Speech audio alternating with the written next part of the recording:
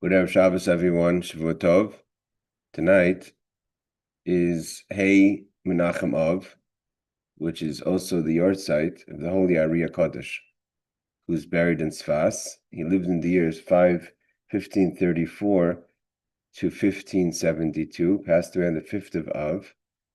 So we'll tell a story or two of the Arizal's, of the Ari HaKodesh, father, of course, of Kabbalah. Since the passing of Reb Shimon Bar Yochai, there hasn't obviously been a person on the level of Kabbalah like the Arizal. The story goes like this: his name is Rav Yitzchak Luria. So he had a great uncle, was a very famous Rav and halachic personality till today in Lublin, in Poland, in Europe. He's known as the Maharshal. Marshal was I think the great uncle, Reb Shlomo Luria, also family Luria, the great uncle of the Ari HaKodesh. So he's in Europe, in Lublin, and the Ari HaKodesh came from Egypt. He went to Tzfas. So when the Ari HaKodesh started to teach his teachings of Kabbalah, which are even different than the teachings of the Ramak, was before him and passed away in Tzfas. We know that the Ramak was Rebecca the Ramak was eulogized by the Ari HaKadosh. The Rebbe in 1991 spoke on Hey Eor, and he said that the eulogy of the Ramak was also a eulogy that the Ari said about himself. That Kisalisa Oisei Ala Eitz, that the Ramak was one of those who died. The only reason he died was because of the sin of the Eitz, of the Eitz Hadas, of the tree of knowledge, because otherwise he had no sins. And the Rebbe applied the same thing to the Ari HaKadosh, because the Ari HaKadosh said the eulogy about the Ramak. What's interesting is, and this is my own observation, is the Rebbe spoke about this 1991, the last Hey year that he was talking. The Rebbe had a stroke in 1992 before Hey Av, and so in Hey Av 1991, the Rebbe spoke about the eulogy of the Ari HaKadosh that he made for the Ramak, and that eulogy was also for himself. So V'amevin Yavin. So again, the Marshal, the great uncle of the Ari HaKadosh, when he heard about the Ari's ways and his new teachings, he thought, and miracles and revelations, he felt that it was maybe possibly his great nephew fell into the realms of impurity of Tuma and was actually manipulated by the forces of evil and using black magic. So the Ari felt this from the spiritual realms, that his great uncle was going to put him into a ban, into excommunication. And the Marshal Rav Shmuel Luria was a great Shlomo Luria was a great sage of his times. So he asked that two of his students, which was Reb Chaim Vital, and I think his name was Rabbi Yisrael Sirug, should go to meet the Marshal and convince him otherwise. And as a payment for that, he's going to introduce them and show them where the whereabouts of Mashiach ben David is. We know that every generation has a Mashiach. So the Mashiach of that generation is alive, as is the Mashiach ben Yosef, the son of Yosef. And he'll, as a gift for doing what he asked, he will let them know where, and they can meet the Mashiach ben David of our generation. And his name was Eliakim, son of Shmuel, and he lived in a village not far from Lublin, where they were going. It's called Tzitzravish, I think. And after the mission, they could go meet this Mashiach ben David, but they have to first go to the Marshal to tell him about to convince him not to excommunicate his great nephew, and that the teachings of the Ari was emes and truth, etc. So they set out to go on their trip, and they took delicacies and hot, fresh baked bread and all the goodies from Tzvas for Tzedel Derech, for the travels. And they rearranged that. How did they get from Tzvas to Lublin? Those days, Tzvas to Lublin would take maybe possibly weeks or months to travel all the way from Tzvas to Lublin. There was no airplanes, and even boats would dock in Turkey, and from Turkey would have to make it by wagon to Lublin. That was deep into Eastern Europe. So the Ari arranged for a flying cloud. A flying cloud took the Chaim Vital and Rabbi Yisrael Srug, and they arrived right before Mincha that same day. And they waited till after Mincha.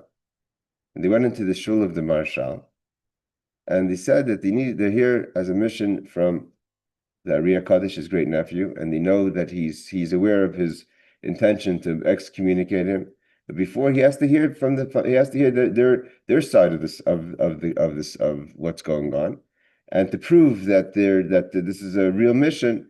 Look, this is the breads from Tzfas we just brought, and they were baked this morning, and they're still fresh, they're still warm, because we came here through Kitzur Shulchan Aruch, through a flying cloud that was arranged by the Ari HaKadosh. So the Marshal, so they agreed to listen to them, but they said, in order for us to talk to you, it has to be in private. So they went to the basement of the Marshal's house, which was a dark room under the ground, and they started to teach the secrets. You know, Reb Chaim Vital, all the writings that we have of the Ari HaKadosh was written not by the Ari HaKadosh himself, but by his student Reb Chaim Vital. All the Kisvei Arizal were written by Reb Chaim Vital. So Reb Chaim Vital was, of course, extremely knowledgeable of his Rebbe's, his teachers' teachings. And so he started to teach different ideas to the Marshal, the great uncle of the Ari HaKadosh, of what his nephew was teaching. So you shouldn't think that these are teachings of, God forbid, Tumah, but these are holy teachings of the secrets of the Zohar and secrets of Kabbalah. And when they started to teach the teachings, the whole room lit up from the light of the teachings of the secrets of Torah. Similarly, we have to mention the Baal Shem Tov and Motzaei Shabbos, that when the Magid, the Mizrich, came also suspicious of the Baal Shem Tov, which is a tradition. When something new, there's suspicion. So the Baal Shem Tov would start to teach from the Arizal, from the Eitz Chaim, to the Magid, and when he started to teach it to him, the whole room lit up, and it wasn't just a teaching of ideas, but he saw the teachings. It was in 3D, real 3D. It was literally, when he talked about the angels and the revelations, he was able to see it. The whole room lit up. So the teachings of Chassidus, of Kabbalah, when you teach these great teachings, it becomes alive. So when Reb Chaim Vital teaches the teachings to the Marshal, the great uncle of the Ari, he sees all the light, and he realized that the Ari HaKadosh was, of course, holy, and he walked back any kind of intention to, God forbid, excommunicate his nephew. The Ari HaKadosh, not only that, he became a strong supporter. Okay, so they accomplished their mission, and now it's time for them, so to say, to collect the reward. So they left from Lublin to go to the city of Tijavich, I guess it's called, to go meet this Rebbe Yaakov ben Shmuel, who would be the Mashiach ben David of our generation, of their generation, of the years of the Ari. So they make it to they make it to the city outside Lublin, and when they ask anyone, "Where's this Rebbe Yaakov?" no one knows who they're talking about.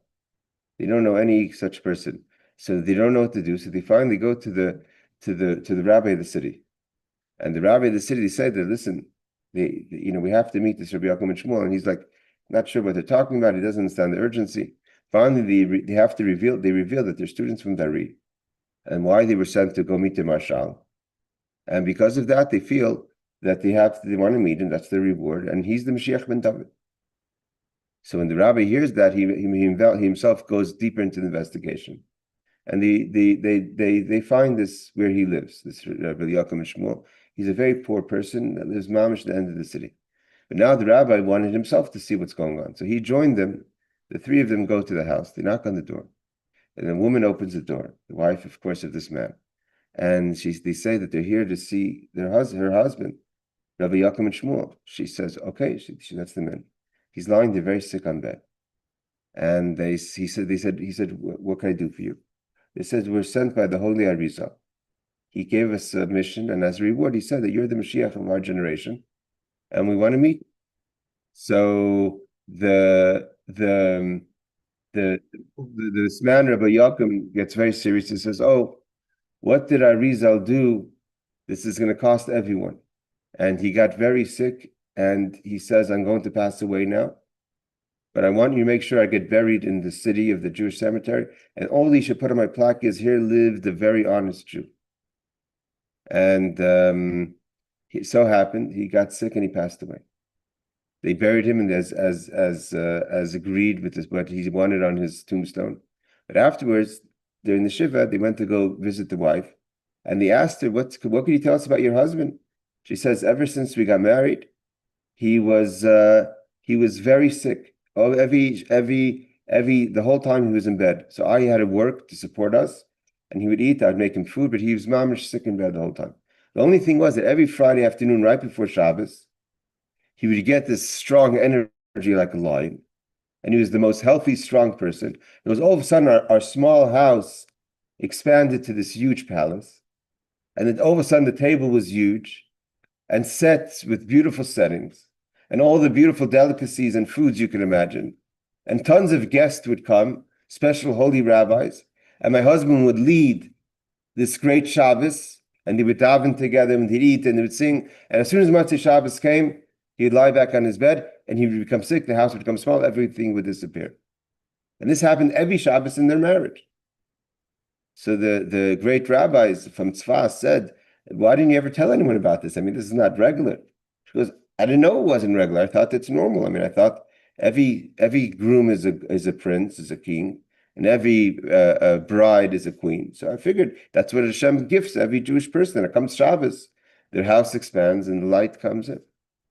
So the author of the story, our good friend, our dear friend from Tzfas, Rabbi Rachmiel, tells us that there was those who went to the graveyard of this city and actually found this tombstone that does say, here lies an honest Jew, that is in the city of outside of Lublin, of Tishech, I think, how do you pronounce it again? And Tishevich. And it's still there till today. And this was the Mashiach ben David of the generation of that age. Just a few more stories before we go to halacha, because it is Motzaei Shabbos and it's 3 weeks. And it's Motzaei Shabbos of the Arizal's yard site. So I want to say it's 2 stories. One story is the story of a few stories here, actually. There's one story of Reb Zevin tells the story of Motzaei Shabbos. Some of you are enjoying, like I see, Ariel's having a little bit of his Malav Malka. So some of you are enjoying your Malav Malka tonight. And we know it's the 3 weeks, and the 3 weeks of Malav Malka, usually tradition is we don't eat meat or drink wine, of course, during the 9 days. And that's even true Motzaei Shabbos, so much so that with the halacha is that when you make Havdalah Motzaei Shabbos, you can't drink the wine. So either you have a child drink the wine or grape juice, or you make on something that's not wine, like tea, like I did last night myself. Like, I'm in Yerushalayim, it's ready day, Sunday morning. So there was the holy tzaddik, the Abd Rav, so the Oyev Yisrael, the Rav of Abd. So he had a custom to make, of course, a beautiful Malav Malka every week. So it was Shabbos Chazon. And Shabbos Chazon, his students came and asked him, what would the Rebbe like for his Malav Malka? Eating wise, food wise, because it's the 3 weeks. He says, in my whole life, I've never had Malav Malka and dairy. I always had meat or meaty foods when it comes to Malav Malka. And that has to be today true as well, even though it's the 3 weeks, but Malav Malka is Malav Malka. And they went outside those days, of course. They slaughtered a chicken. So it wasn't beef, but it was a chicken. And they made roast chicken. And they had a Malav Malka, and they sat until Alos HaShachar, till the morning, Sunday morning. At some point in the Malav Malka, a bird flew in to the house through the door. It was the summer, so it was hot, like now. And the students of the Abd Rav were going to shoo away the bird who comes into his house, and he says, "No, let it be. This is the reincarnation of a great soul who wasn't careful in Malav Malka."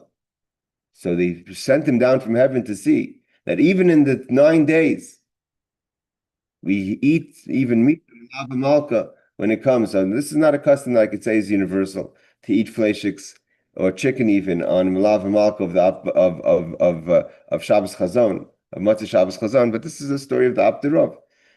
And so we see this, from this we actually learn how special it is to have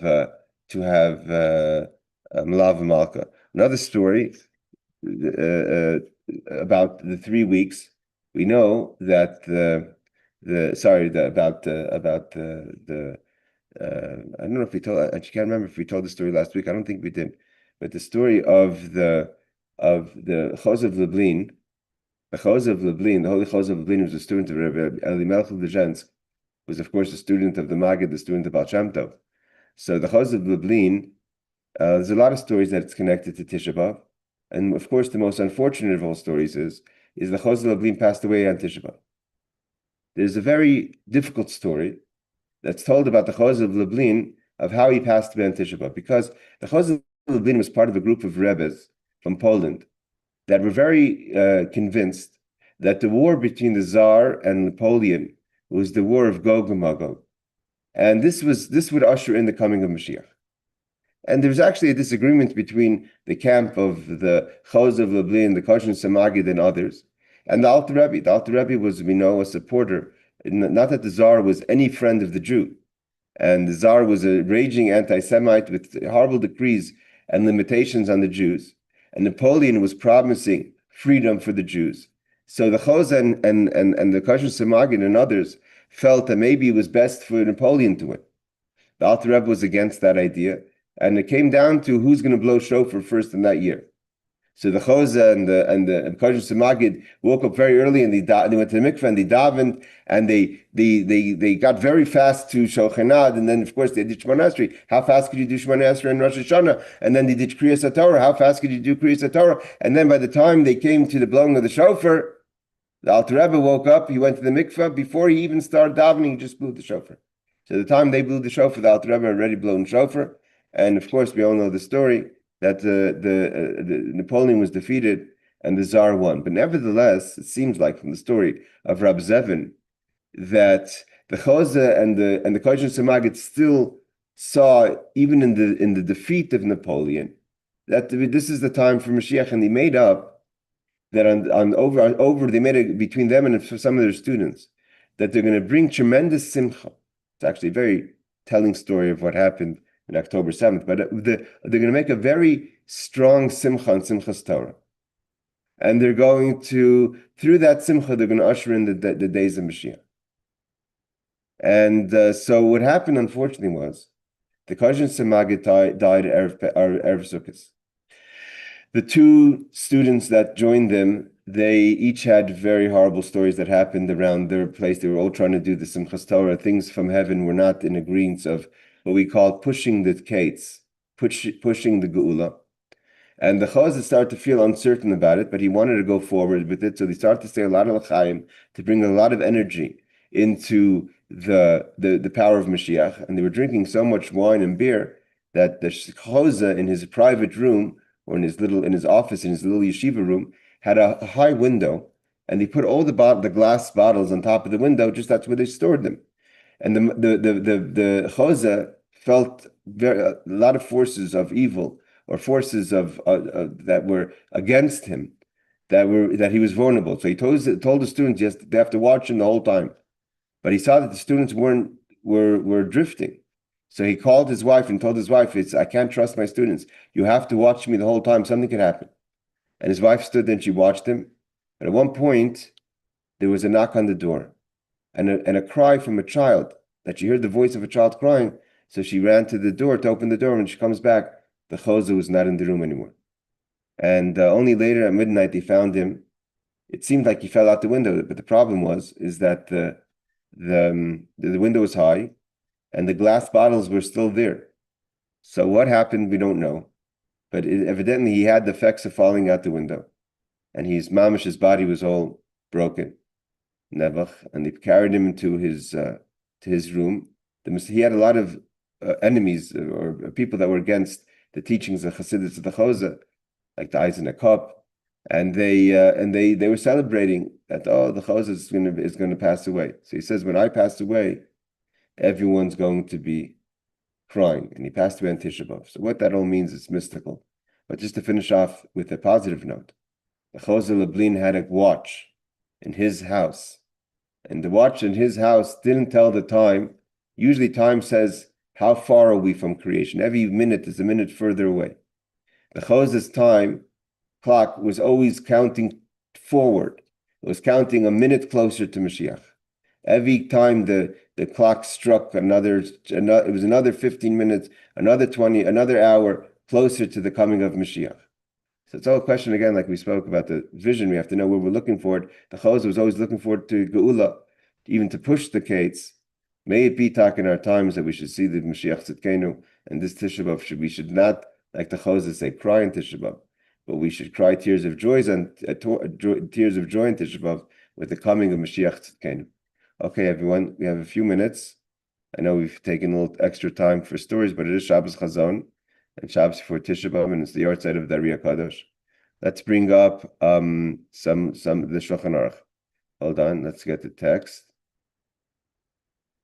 Let me just bring up the text here.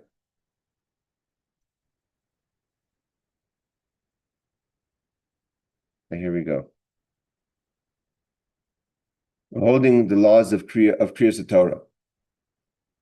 We're holding halacha ches. So it says like this. Once the Baal Korah starts to read the Krias HaTorah, it's forbidden to talk. You go to any shul today, the signs, and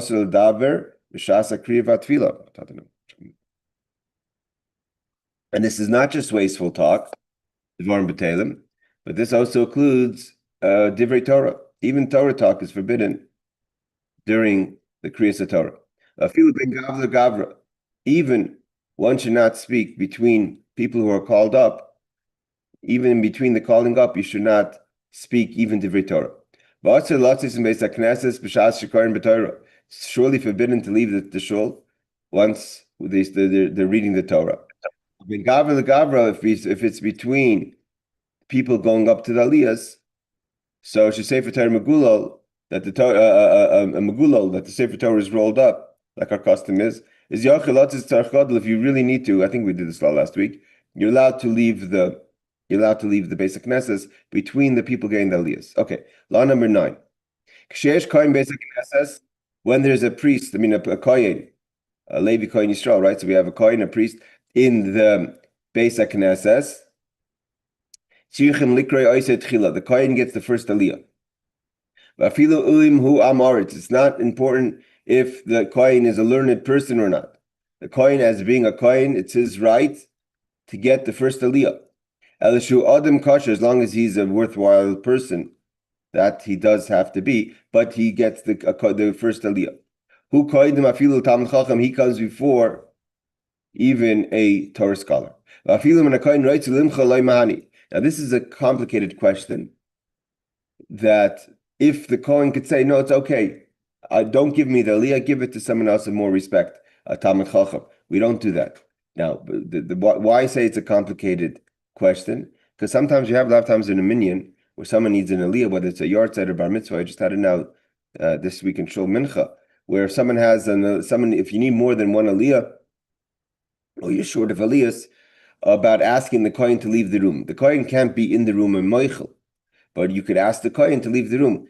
That's also frowned upon, and a kohen surely doesn't have to do it. You can't force a kohen to leave. But I'm not going to say it doesn't happen. It could sometimes happen, because sometimes we need an aliyah, so they'll ask the kohen to step out, although it's not something that's preferred. V'achar kohen, and after the kohen comes the Levi. I'm biased because I'm a Levi, so I get the aliyah. If I'm the only Levite, I get the aliyah after the kohen. If the kohen steps out, then there's no obligation to give me aliyah. V'im ein sham Levi, and if there's no Levi, kohen is a kohen asher alabim kohen. Then the custom is, what happens if there's no Levi and there's a kohen? The same kohen, he has to get the same aliyah twice. The reason is because if you're going to call a second kohen, so then we would say the reason we called the second kohen because something was wrong with the first kohen, that he didn't have the qualifications of a kohen. Maybe his mother did something that would affect his being a kohen. His father did something that would affect his being a kohen, like he was a chalal. So therefore, the same kohen gets the aliyah second time. And you say bimkoim halevi. So he adds that you should say bimkoim levi. Means the Levi is supposed to be getting this aliyah, but we're giving the kohen a second aliyah in the place of the Levi. V'mein kohen basic knesses. Now the question is like this: What happens if there's a Levite in the shul, but there's no Kohen? Could you go straight to Yisrael or not? So again, this is not such a simple question. Let's see what the Kitzur says. V'mein Kohen b'beis hakneses, if there's no Kohen in the shul, Kohen b'mkohen Levi or Yisrael. So then you could do either a Levi or Yisrael. We know that it's brought down in the writings of history, of Chabad history, that on the aliyah of the, I think when the Tzemach Tzedek became 3 and they gave an aliyah, so they had a Levi, they didn't have a Kohen. So by the Alter Rebbe was his grandfather, was there obviously, and the Alter Rebbe was happy that they gave the aliyah to the Levi and not to do Yisrael b'mkohen Levi. The Alter Rebbe preferred, even if there's no Kohen, to try to give it to the Levi. Again, I'm biased to this law because I'm a Levi, but either way, that's the story. But here in the Shulchan Aruch it says you could give either a Levi or a Yisrael in the place of a Kohen. V'yesh likru says Yisrael gadol b'Torah shenimtza sham, and then already you should go after who's a greater Torah scholar. V'ayim ein kan kohen Levi b'mkohen Kohen. So if you take a Levi, then you go Levi b'mkohen Kohen, or Yisrael b'mkohen Kohen, or Yisrael in the place of a Kohen.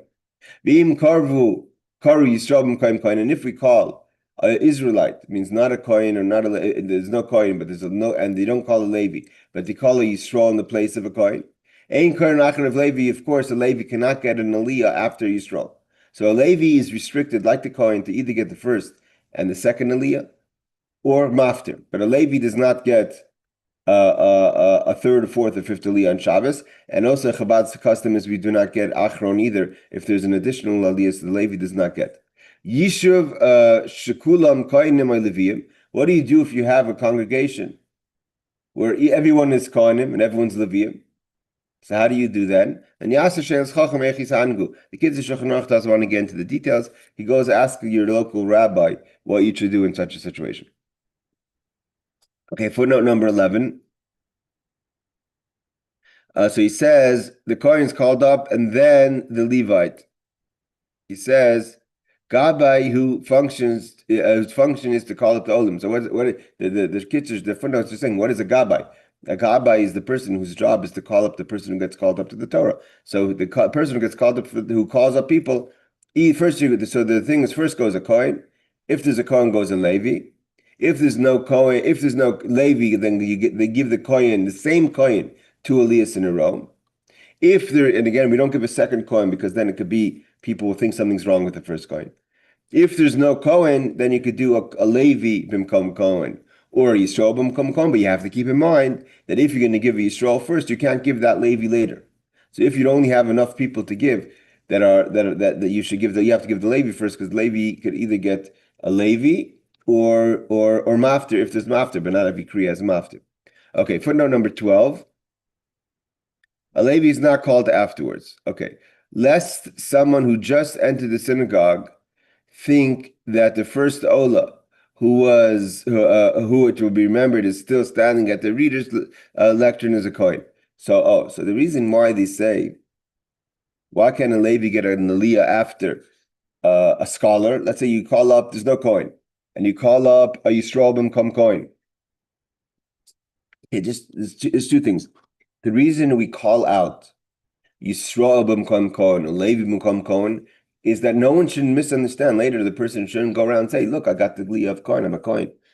And so therefore we say clearly, you're not a Kohen. It's a Yisrael being called up in the name of a Kohen, a Levi being called up in the name of a Kohen. That if you're going to call up a Levi after this Yisrael and the person wasn't, and someone walks into shul and doesn't see that the person was called up was Yisrael b'mkom Kohen, just sees the person standing there.